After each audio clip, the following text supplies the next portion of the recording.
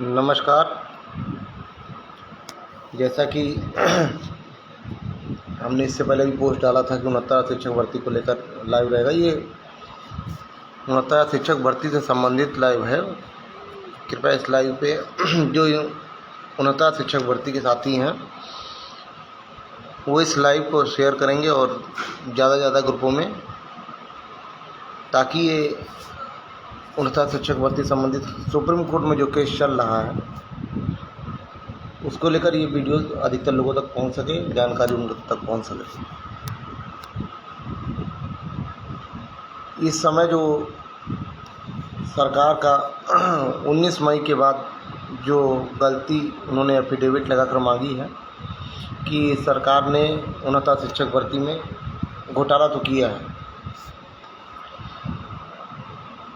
उसके बाद सरकार ने कहा कि जो डबल बेंच का ऑर्डर है 13 अगस्त 2024 का, उसको लेकर हम मेरिट के आधार पर तय करेंगे।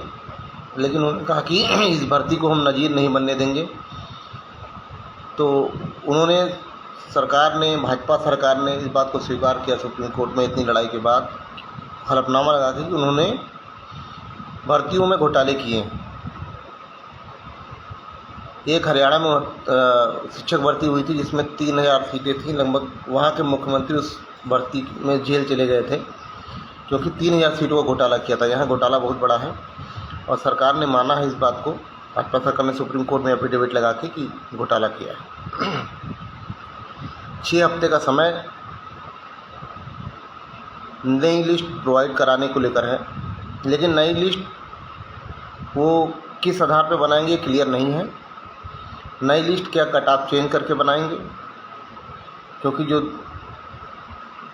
दूसरी कट ऑफ है जो अगर कट चेंज होगी तो 69.09 करके कट ऑफ जाएगी उसकी जनरल की, जो कि अभी 67.11 है। सरकार ने ओबीसी के लोगों को, एससी के लोगों को, ओबीसी के लोगों को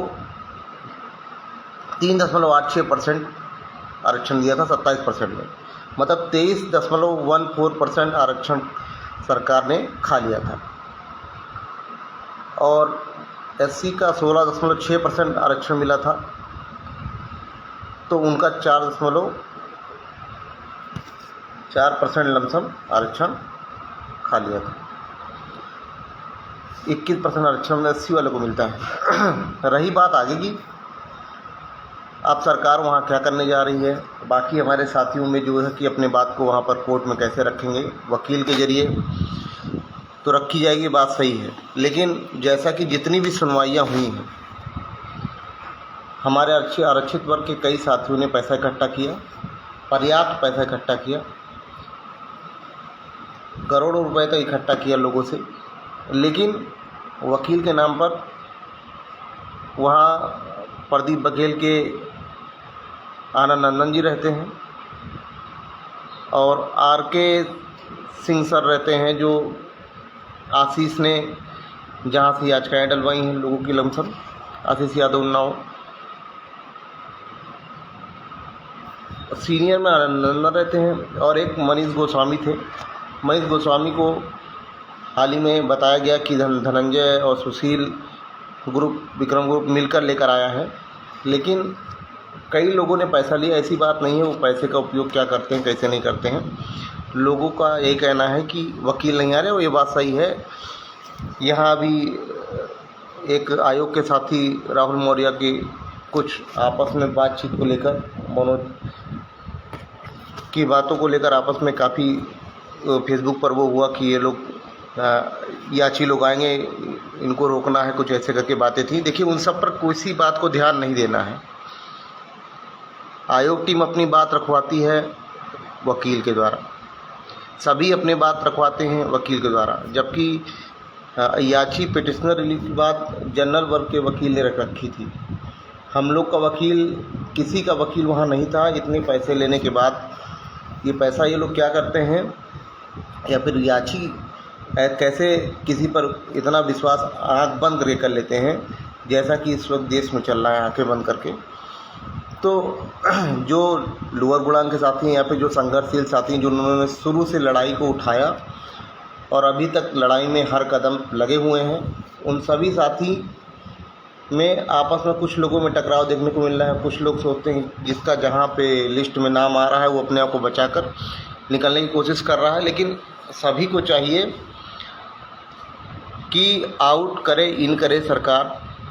अगर कट ऑफ 67.11 है तो वहाँ से हमें 27% नीचे थे, उतने लोग को बाहर निकाले अवैध को, तो उतने लोग को अगर वो मेरिट वाइज देना चाहती है तो उतने लोग को दे, लेकिन उसकी ये नहीं कि आरक्षित वर्ग को आरक्षण पूरा कर दे, उसके उन लोग को निकाल दे और सरकार बच के भाग जाए।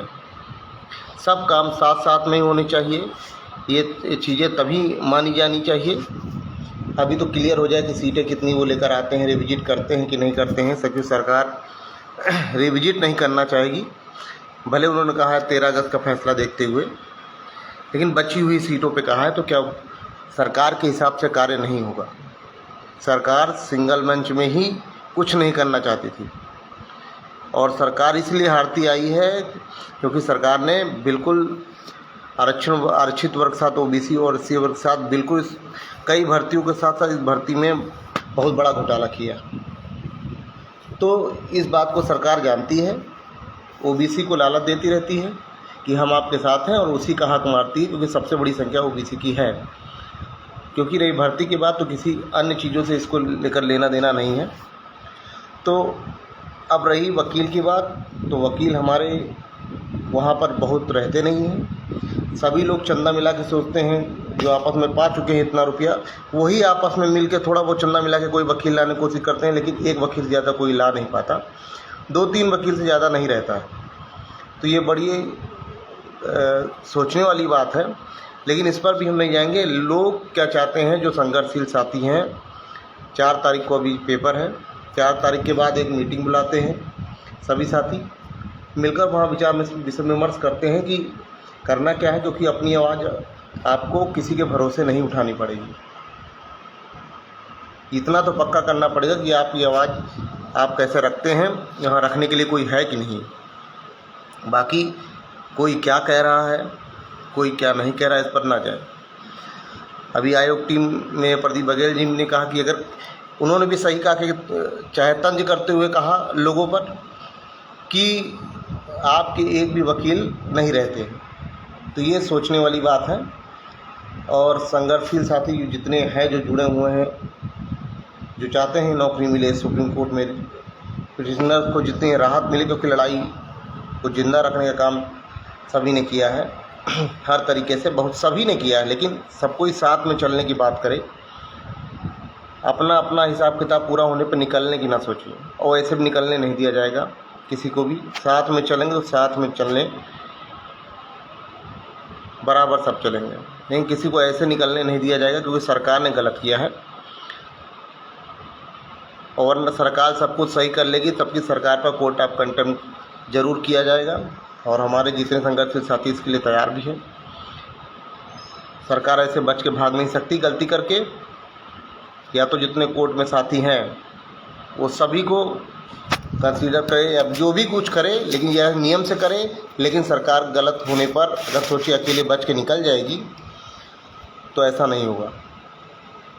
तो इस चीज़ के लिए सभी साथी हमारे तैयार भी रहें। और 4 तारीख तक पेपर लोगों का, 4 तारीख के बाद सब आपस में बातचीत सबकी हो रही है, कितने संघर्षशील साथी हैं, कि 4 तारीख के बाद किसी दिन मीटिंग हो और जल्दी ही हो, क्योंकि समय कम है। तो इस चीज़ के लिए बहुत ज़्यादा आप लोग परेशान ना हो। जितने संघर्षशील साथी हैं सबको नौकरी मिलेगी। नौकरी नहीं मिली तो सरकार गिरने की नौबत आ जाएगी, क्योंकि छोड़ा तो नहीं जाएगा। अब सरकार ने हलफनामा देकर गलती मान ली है तो कभी अपने आप को कमज़ोर ना समझें, और आपस में जरा भी वो मत करें। आप क्या करते हैं इस पर विचार करें। कोई क्या कर रहा है, उसके बाद वकील है, वो कुछ भी अपने वकील के जरिए कहवा सकता है। आप क्या कहलवा सकते हैं, आप क्या कर सकते हैं, आपके ऊपर है। विचार करिएगा। 4 तारीख का पेपर हो जाए लोगों का, उसके बाद जो भी संघर्षशील साथी हैं आपस में बात करके एक दिन लखनऊ आएंगे, मीटिंग होगी, तय होगा कि आगे कैसे होगा, क्योंकि ऐसे काम नहीं चलेगा। रही बात हमारी याचिका पर, पार्टी की तरफ से सलमान खुर्शीद साहब मिले हुए हैं, लेकिन उनको भी जाकर दिल्ली ब्रीफ कराना पड़ता है, ब्रीफ कराना पड़ेगा, सर आपको आना पड़ेगा। लेकिन किसी पार्टी के भरोसे ही हम नहीं रह सकते हैं वकील के कि हाँ अगर उनको उस दिन काम पड़ गया या उनका कोई जिससे पैसा लिया है उसका केस उस दिन सेम टाइम लग गया, तो इस सब के लिए एक वकील जिस पे सबको भरोसा हो कि हाँ ये कोई वकील आए चाहे ना आए ये खड़े रहेंगे, ऐसा होना चाहिए। मैं ऐसा नहीं कह रहा हूँ कि क्या करना है क्या नहीं करना है, अब आप लोग विचार करिए। बाकी परेशान होने की बात नहीं, कोई क्या कह रहा है, कितनी सीटें आ रही हैं, 7,000 आ रही, 6,000 आ रही हैं, 18,000 आ रही हैं, उन सब की परवाह मत करिए। जीत लास्ट में संघर्षशील साथियों की होगी, इस बात को नोट करके रख लीजिए। लेकिन बिना घबराए हुए, बिना डरे हुए लड़ना है तब। बहुत बहुत धन्यवाद। ये वीडियो को ज़्यादा से ज़्यादा शेयर करें ताकि इन सब चीज़ों में ना बचकर इधर उधर की बातों पर क्या करना है आप उस पर विचार करें। बहुत बहुत धन्यवाद आप सभी का जुड़ने के लिए। इस वीडियो को शेयर करेगा जितने 69 शिक्षक भर्ती में आरक्षित वर्ग के साथी हैं, और घबराने की ज़रूरत नहीं है। जितने संघर्षशील साथी हैं या तो सरकार बैठे दोषी जिन्होंने घोटाला किया है वो जेल के अंदर होंगे, दोबारा कभी किसी साथी के साथ ये घोटाला नहीं कर पाएंगे, वरना जितने कोर्ट में साथी बैठे हैं वो अपने मन मुताबिक बात होगी, सभी को नौकरी मिलेगी। इस बात को लेकर आप चलिए, सरकार के मन पे मत जाइए। सरकार क्या करती है, क्या लाती, क्या नहीं करती है। सरकार तो किसी को नौकरी नहीं देना चाहती है, ना ही नई भर्ती निकाल रही है, और जितनी भी भर्तियां निकाल रही हैं उसमें भी पेपर लीक हो जा रहे हैं, और पेपर लीक हो जाने के बाद भी इनके लोग यहाँ अपनी जिम्मेदारी लेने तक के लिए नहीं तैयार हैं। तमाम रेल दुर्घटनाएं हो जा रही हैं, ना रेल मंत्री इस बात का वो लेते हैं, शिक्षा मंत्री ना इस बात पे लेते हैं कि तमाम शिक्षकों के पेपर लीक हो जा रहे हैं, घोटाले हो जा रहे हैं। यहाँ तक कि UPSC union public service commission इसका पेपर लीक हो जाता है, नीट का पेपर लीक हो जाता है, जो इतनी बड़ी बड़ी पोस्टें हैं उनका पेपर लीक हो जाता है।